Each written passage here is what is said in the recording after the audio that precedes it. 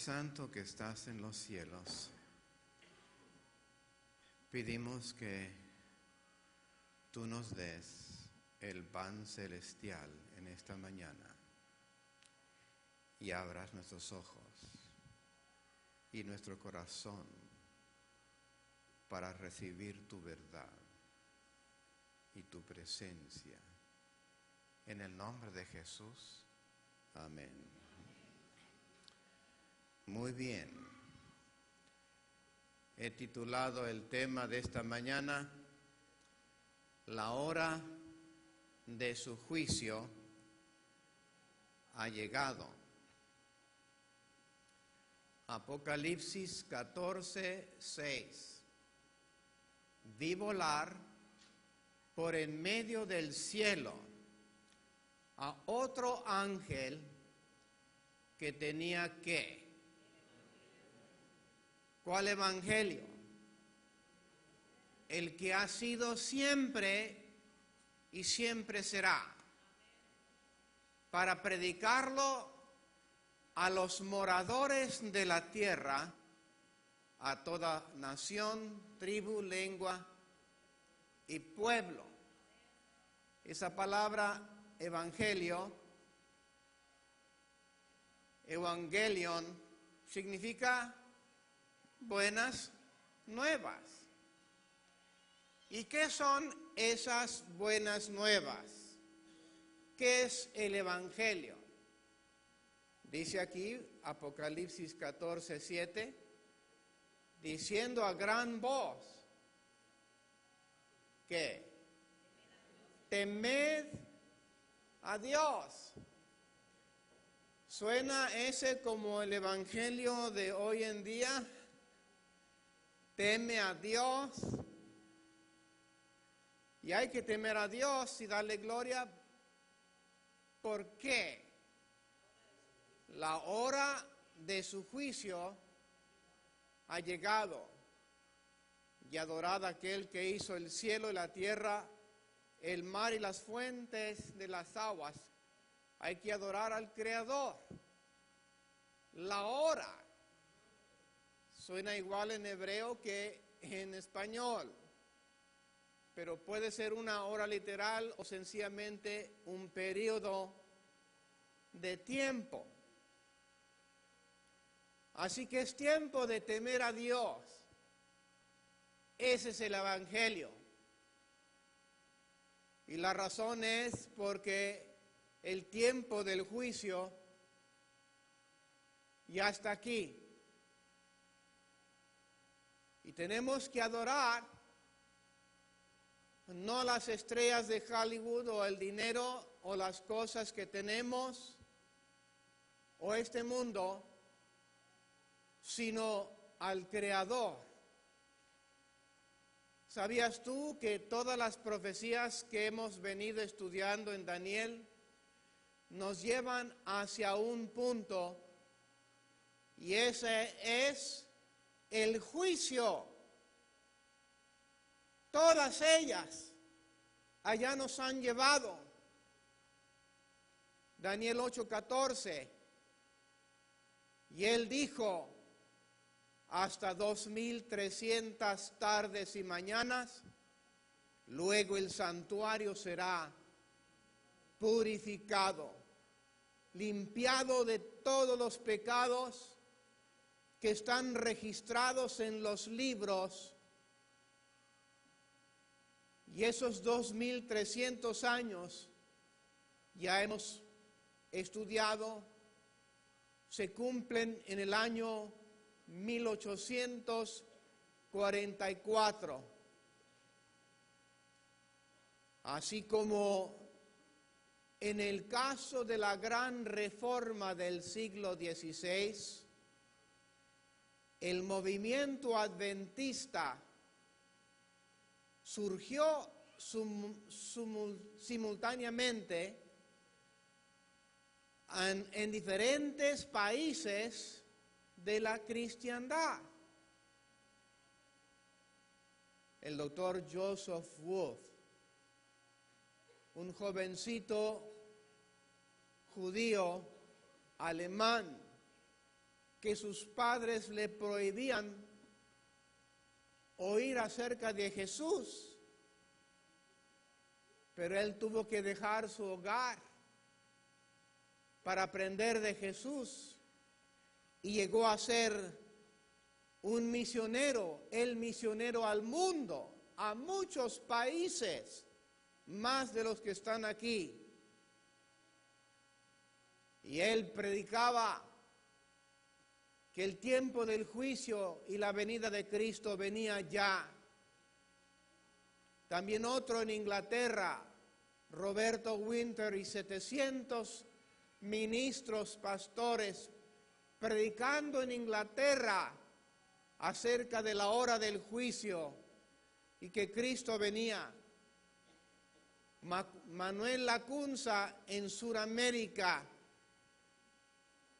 era de Chile, también predicando lo mismo, pero se cambió el nombre porque él había sido un jesuita y fue convertido y predicó acerca de la hora del juicio.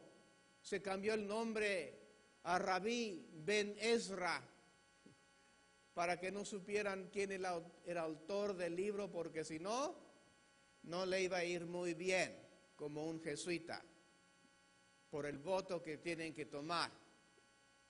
François Gaussen, que nació en Suiza, también aprendió francés y predicó en ambos países.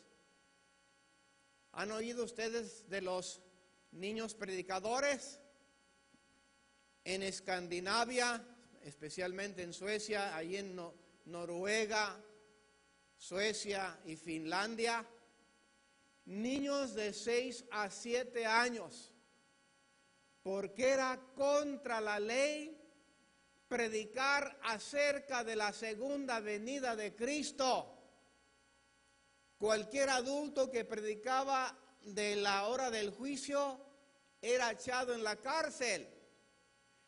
Así que los padres les enseñaban a los niños el mensaje, y estos niños entonces en sus reuniones de 6 a 7 o 8 años se levantaban a predicar, y aunque eran niños como otros, cuando ellos se paraban en el púlpito a predicar, se veía que el Espíritu de Dios los llenaba y predicaban con poder, y nadie los podía echar en la cárcel porque eran niños.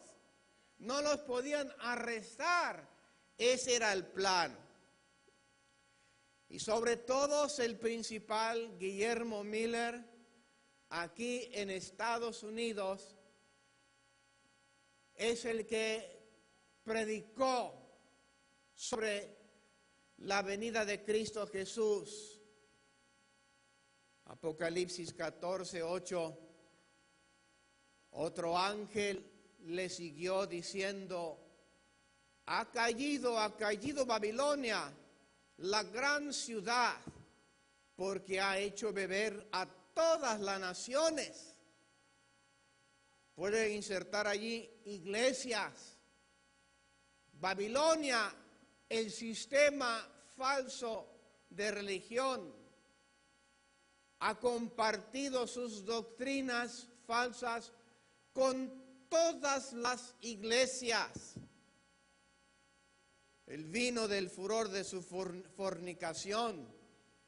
En este texto no está hablando de la iglesia madre, está hablando de las iglesias protestantes. La iglesia madre ya había cambiado todas las doctrinas desde los siglos 4 y 5 y en adelante.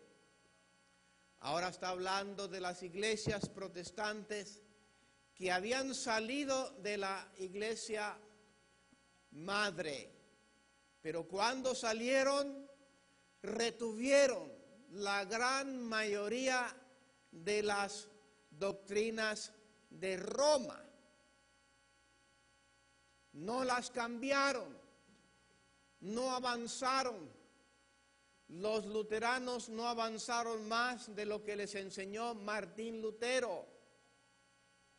Todas las iglesias protestantes nomás se aferraron a lo que les enseñó sus líderes.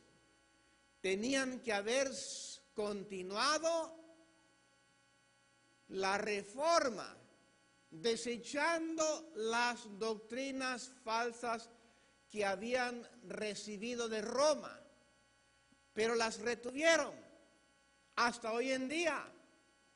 Todas las iglesias protestantes todavía retienen muchas de las doctrinas falsas que recibieron de la iglesia madre. No las cambiaron, no continuaron la reforma, se quedaron donde los dejaron los reformadores. Tenían que haber seguido aprendiendo y volviendo a las enseñanzas de la Biblia, pero no lo hicieron. Apocalipsis 3:7 escribe al ángel de la iglesia en Filadelfia. Esto dice el santo. ¿Quién es el santo? El verdadero, el que tiene la llave de David, el que abre y ninguno cierra, y cierra y ninguno abre. El que tiene la llave de David en su hombro es el Señor Cristo Jesús. Él tiene las llaves de la iglesia, nadie más. Y la iglesia de Filadelfia, si Dios nos permite llegar al libro de Apocalipsis, vamos a ver que es la sexta de las 7 iglesias de Apocalipsis que describen la historia de la iglesia cristiana.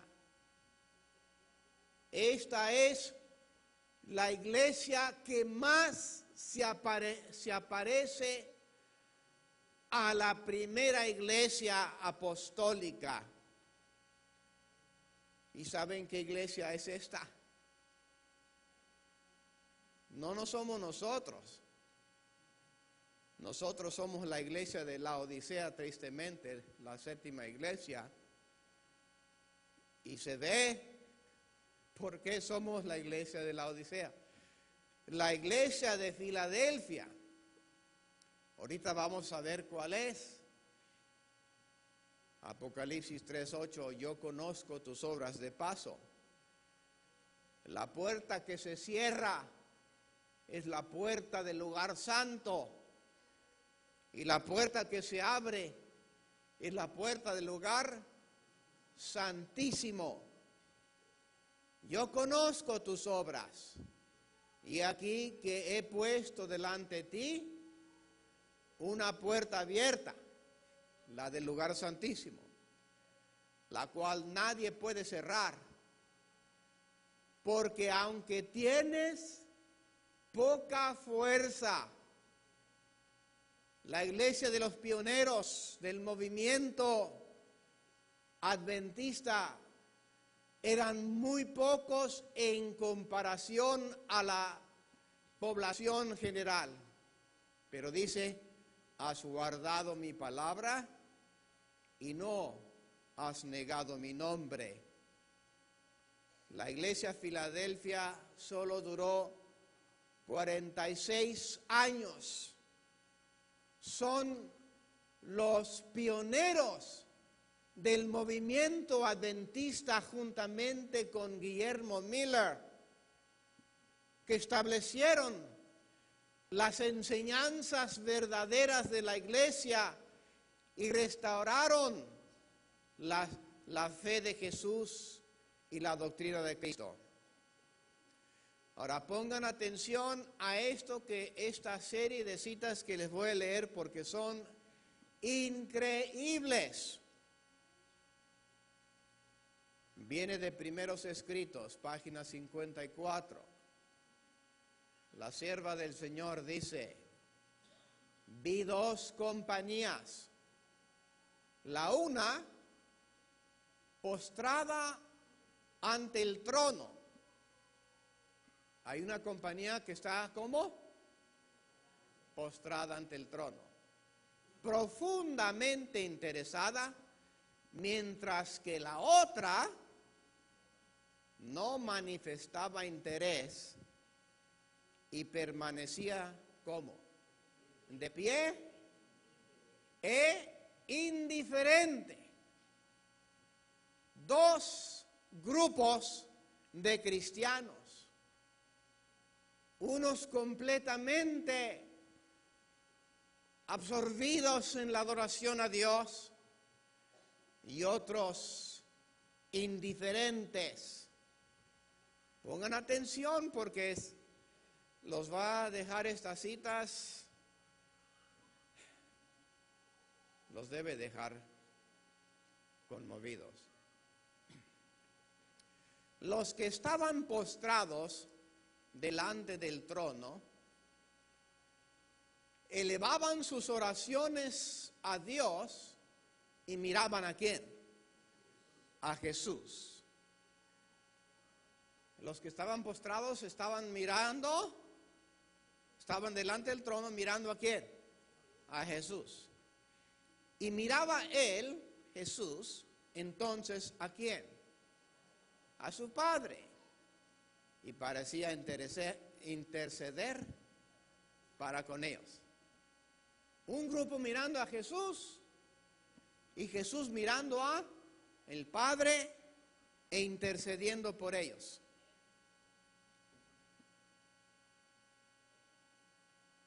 Te estoy repasando lo que pasó en 1844.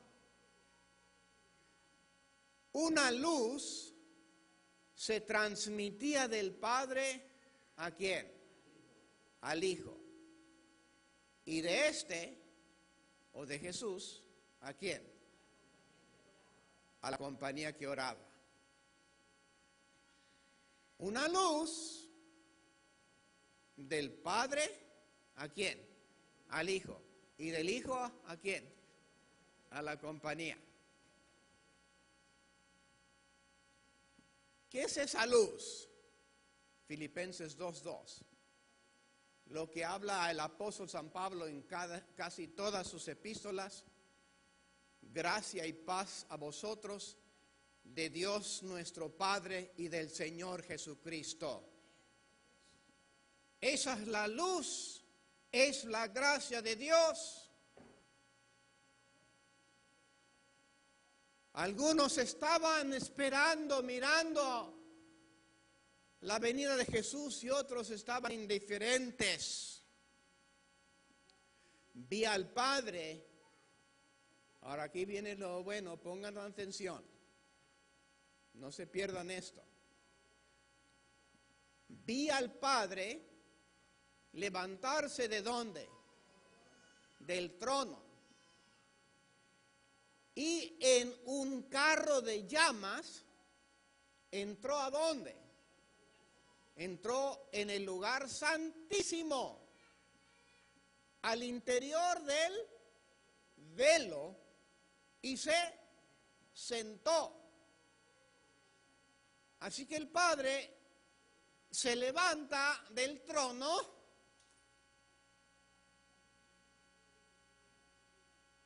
se sube a un carro de llamas y ese carro de llamas pasa ¿a dónde? Al lugar santísimo, detrás del velo. ¿Y dónde estaba entonces primero el Padre? En el lugar santo. ¿Me están siguiendo? Ok, pongan atención. Y luego, llegando al lugar santísimo, ¿qué hizo el Padre? Se sentó. En el lugar santo está el trono. Recuerden que el trono de Dios es movible, tiene ruedas, algún día se lo voy a demostrar. En el lugar santísimo está el trono de Dios.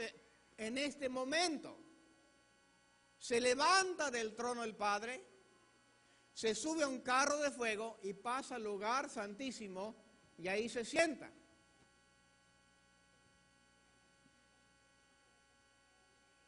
¿Qué significa ahora? Miren. Entonces Jesús se levantó ¿de dónde? ¿Dónde estaba el trono? Lugar santo. Jesús se levanta del trono, se sube a un carro, pasa al lugar santísimo y luego después Jesús también se levanta del trono. Estamos hablando de 1844. Y la mayoría de los que estaban posternados o postrados se levantó. ¿Con quién? Con Jesús. Hermanos, esto es precioso. Pongan atención porque, mire, los que se levantaron cuando se levantó Jesús, tenían los ojos fijos ¿en quién? En Jesús. Mientras se alejaba del trono y los conducía un trecho. Cristo se levanta, Dios el Padre ya está en el lugar santísimo, sentado. Se levanta Jesús y los que tienen sus ojos fijos en Jesús se levantan y se van con Él. Esto no está hablando de ángeles, está hablando de seres humanos. Pero los seres humanos no están en el trono, no están en el santuario celestial. Están aquí en la tierra y lo están siguiendo por fe. Son los que están viendo la profecía cumplida de que cuando Cristo pasa del lugar santo al lugar santísimo. Esto es maravilloso. Entonces alzó Jesús su brazo derecho y oímos su hermosa voz y les dijo, aguardad aquí, quédense aquí, voy a mi Padre, ¿para qué? Para recibir el reino. Les dice a sus seguidores en la tierra, espérenme, esperen, voy a mi Padre. ¿Dónde estaba el Padre? Lugar santísimo. Y Cristo va allí para ¿qué? Recibir el reino. Eso fue en 1844. ¿Y dónde está ahorita Jesús? Todavía está allí en el lugar santísimo. Y cuando Él termine el juicio investigador, entonces va a recibir el reino. Ahora miren, mantened vuestras vestiduras inmaculadas, dice Jesús, y dentro de poco volveré ¿de qué? De las bodas. Jesús está en el cielo, está comenzando a recibir su reino, lo recibe al final de su obra sacerdotal y se está también ¿qué? Casando con su iglesia. ¿Y quién es su iglesia? El pueblo remanente. Ojalá que nosotros seamos entre ellos. Y luego vendré y os recibiré a mí mismo. Después de eso, un carro de nubes cuyas ruedas eran como llamas de fuego, llegó rodeado de ángeles a donde estaba ¿quién? Jesús. ¿Y dónde está Jesús en este momento? En ese instante está todavía allí en el lugar santo. Jesús entró ¿en qué? En el carro. ¿Y fue llevado a dónde? Al lugar santísimo. ¿Dónde estaba quién? El Padre, sentado. Esto es lo que se refiere en Daniel 7:10, que ya lo pasamos, pero no lo vieron algunos. Un río de fuego procedía y salía de delante de él. Millares de millares le servían y millones de ángeles asistían delante de él. El juez se sentó. ¿Quién es el juez? Dios el Padre. Él es el que se sentó. ¿Y los libros fueron? Ese es el juicio investigador. Ese es 1844. El juicio investigador está en vivo ¿cuándo? Hoy mismo, desde 1844 hasta el tiempo de que Cristo venga.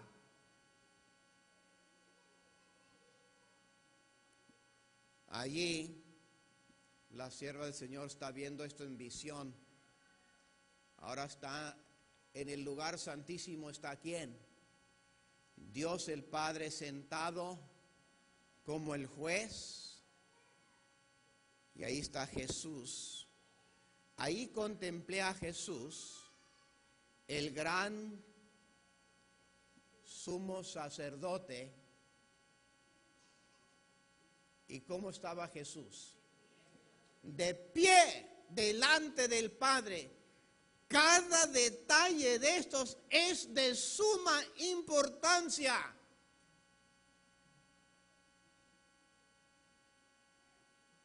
Porque Cristo Jesús es el único mediador entre Dios y los hombres. No hay otro mediador para el hombre ante Dios. Ningún sacerdote, ningún pastor, ningún papa. Hay un solo mediador y ese es el Hijo de Dios. Los que se levantaron con Jesús elevaban su fe hacia ¿quién? Hacia Él, Jesús. Ahora, ¿dónde está? En el lugar santísimo. Y rogaban. Estos son el pueblo fiel remanente de Dios. Y le rogaban, decían, Padre mío, danos tu espíritu. Entonces Jesús, ¿qué hacía Jesús? Jesús soplaba. Jesús respiraba, dice en inglés, sobre ellos, ¿qué? El Espíritu Santo. ¿Quién respiraba sobre su iglesia el Espíritu Santo? Jesús. ¿Qué significa respirar? ¿Qué significa soplar?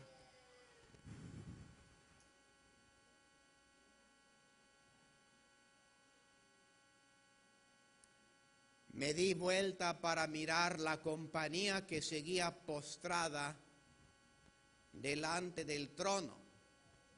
Ahora a ver si están poniendo atención. En este momento que estamos leyendo aquí, ¿dónde está el trono de Dios? El trono de Dios se quedó ¿dónde? En el lugar santo. Porque el Padre se levantó en un carro de fuego, pasó al lugar santísimo. Cristo también se levantó después de él y en otro carro también pasó al lugar santísimo. ¿Dónde se quedó el trono? En lugar santo. Me di vuelta para mirar la compañía que seguía postrada delante del trono y no sabía que Jesús la había dejado. Cuando las iglesias, todas las iglesias del mundo, rechazaron la luz de la hora del juicio, las iglesias se quedaron en oscuridad y seguían mirando al trono en el lugar santo, pero Jesús ya no estaba allí y el Padre ya no estaba allí. Ellos ahora estaban ¿dónde? En el lugar santísimo. Ahora, preocúpense por esta parte. Temed a Dios. Es tiempo de temer. Satanás parecía estar al lado del trono, procurando llevar adelante la obra de Dios. No estaba Satanás en el lugar santo al lado del trono. Dice, parecía. Y hay muchas iglesias que tienen esta experiencia. Están mirando al cielo en un lugar donde no está Dios el Padre y no está el Hijo de Dios. Y hay otro que está allí engañando a las iglesias. Vi a la compañía alzar las miradas hacia el trono y orar: Padre, danos tu espíritu. ¿A dónde están mirando? ¿Hacia? No, esta es la compañía que está, esta es la compañía que, esta no es la compañía que está siguiendo a Jesús. Esta es la otra compañía. ¿Y están mirando a dónde? Al trono que está ¿dónde? En el lugar santo. Y oraban: Padre, danos tu espíritu. Satanás, ¿qué hacía? Soplaba entonces sobre ella una influencia impía. En ella había luz y mucho poder, pero nada de dulce amor, gozo y paz. Y hay iglesias que piensan que tienen el Espíritu Santo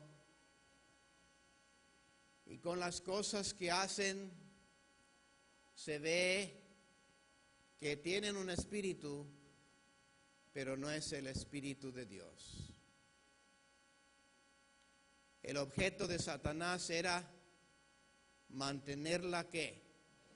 Engañada, arrastrarla hacia atrás y seducir a los hijos de Dios. Este salmo ustedes no lo conocen porque en español se traduce diferente que en inglés.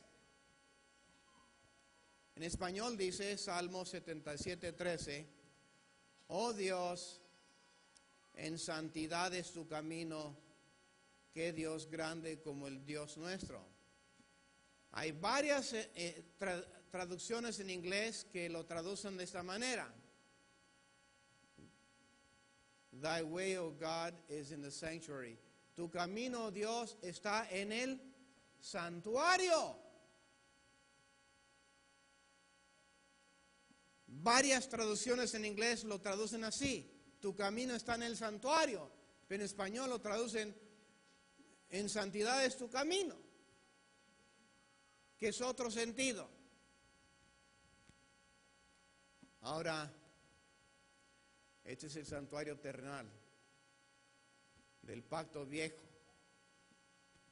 Y este es el santuario celestial del pacto nuevo. En el santuario terrenal se le dio las instrucciones a Moisés. El celestial no fue hecho por manos. El pacto viejo fue escrito en tablas de piedra y fueron los 10 mandamientos. En el pacto nuevo son los mismos 10 mandamientos, pero ahora son escritos en el corazón.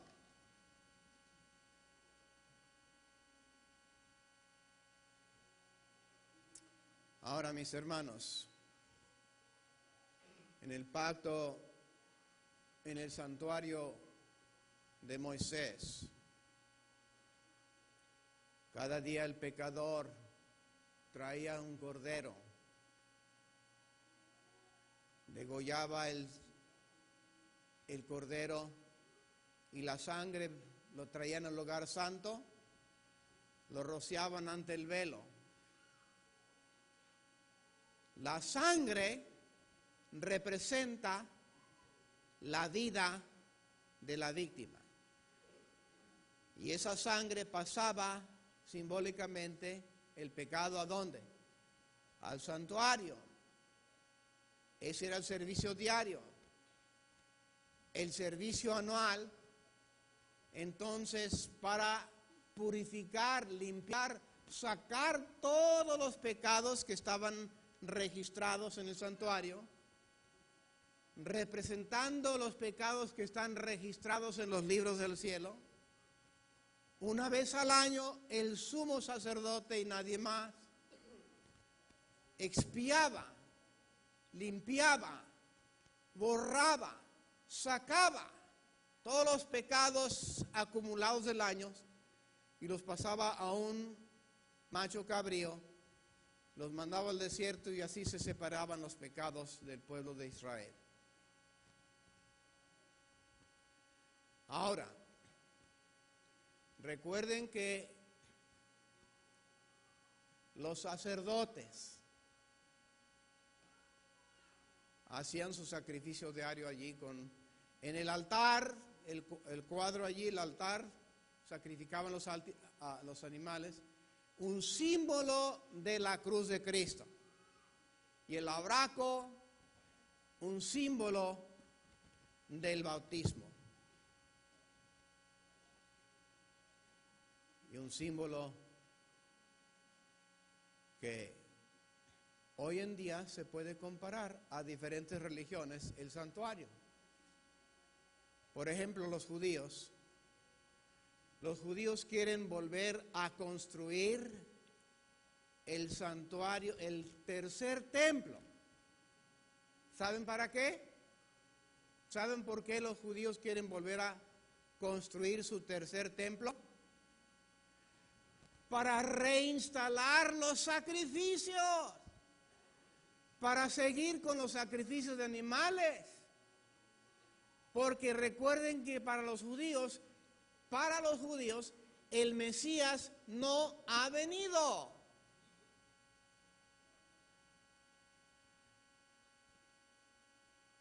El sistema sacerdotal de entonces, tú tenías que venir con un sacerdote para que tus pecados fueran perdonados. Ese sistema lo sigue todavía la Iglesia Católica. Pero ese sistema es del Antiguo Testamento. Ahora, los protestantes que salieron de la Iglesia Madre dijeron, no, ya no tenemos que ir con un sacerdote. Ahora nosotros podemos aquí recibir la Biblia, el pan. Podemos recibir la luz, la gracia de Cristo, nosotros directamente del cielo, de Jesús. Podemos nosotros orar directamente a Jesús, a Dios, el Padre. Los protestantes salieron del atrio y pasaron al lugar santo. Pero ahora, mis hermanos, el pueblo remanente, desde 1844, Tenemos que salir del lugar santo y pasar al lugar santísimo, porque el lugar santísimo, ahí está Dios el Padre y ahí está el Hijo de Dios. Y no se oyó ni un solo amén por allá. ¿No te parece esto importante, mi hermano? Eso es hoy en día nosotros. Es donde Cristo está, de pie, ante Dios el Padre, el juez, decidiendo cada caso en la historia del mundo para salvación o perdición. Es el juicio investigador. Y algún día Cristo va a cambiar de sacerdote a Rey de Reyes y Señor de Señores. Y vendrá en gloria y majestad. Ahora, te voy a dar un montón de eventos, de detalles que están envueltos con 1844 para que sepas por qué tú y yo somos adventistas del séptimo día. Si tú no aceptas este mensaje, escucha las cosas que suceden en 1844. Se cumple la profecía más larga de la Biblia. Se cumple la profecía de los 2300 años. La última fecha específica profetizada en la Biblia es 1844. Se dan los mensajes de los tres ángeles. El ministerio de Jesús en el lugar santo se termina. Se cierra la puerta del lugar santo y se abre la puerta del lugar santísimo. El Padre entra en el lugar santo, santísimo. Cristo entra en el lugar santísimo. Comienza la purificación del santuario. Comienza el juicio investigador. Se cumple Malaquías 4:5. He aquí, yo os envío el profeta Elías antes de que venga el día de Jehová grande y terrible. El movimiento adventista, nuestra iglesia está basada en un movimiento profético y el cumplimiento de la profecía bíblica, a donde todas las profecías de Daniel dirigen a 1844, donde nuestra iglesia nace.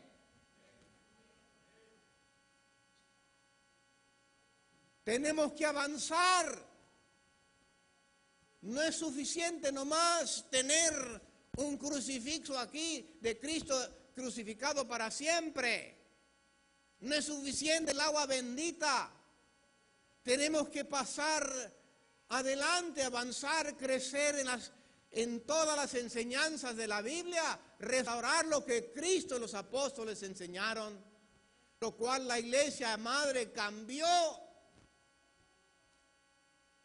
Elena White recibe su primer visión. El comienzo de la iglesia adventista del séptimo día, aunque oficialmente se organizó allá en 1862 o algo por ahí, pero este es el comienzo de nuestra iglesia, mis hermanos. Está profetizado, tenemos una misión. La iglesia adventista es la iglesia de la profecía. La caída de Babilonia y sus hijas, todos los que rechazaron los mensajes de los tres ángeles. Por eso todas las iglesias hoy en día no quieren nada que ver con el santuario, porque ahorita les voy a explicar por qué. Comienza la séptima iglesia de Apocalipsis, la Odisea. Tú y yo no tenemos que ser miembros de la iglesia de la Odisea. Tú y yo tenemos que ser miembros de la iglesia de Filadelfia. Comienza la boda de Jesús. Jesús comienza a recibir su reino. Ahora, ya esta es la última parte, la conclusión.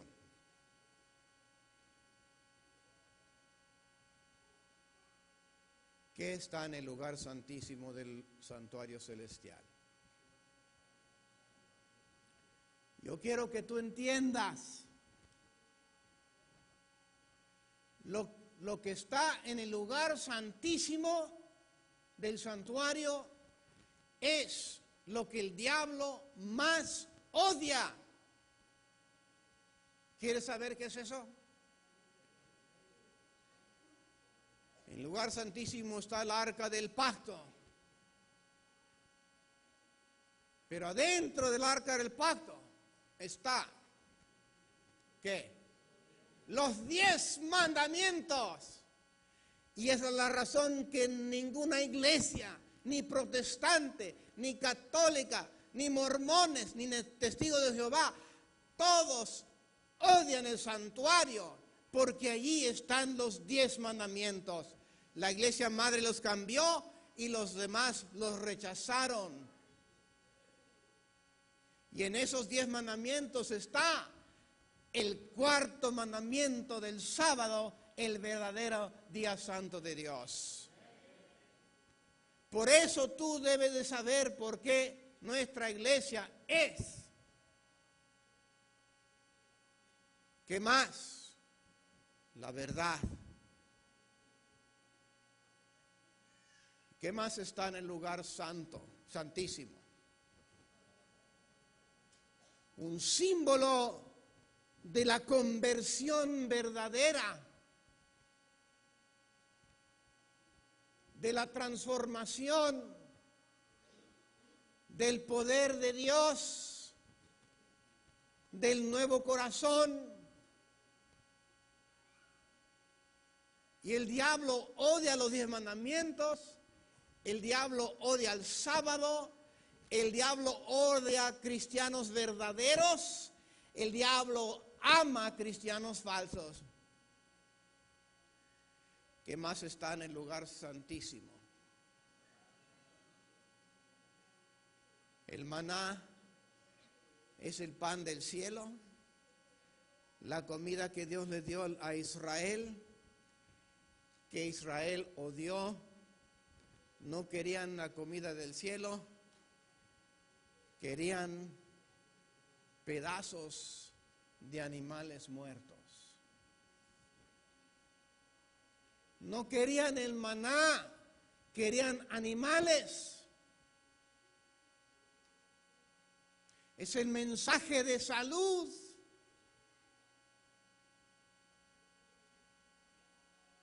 ¿Y qué más está en el lugar santísimo? Está el juez, que es el Padre.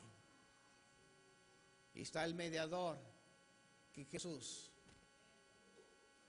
Y si hay algo que el diablo odia más que cualquier otra cosa, es a Cristo Jesús.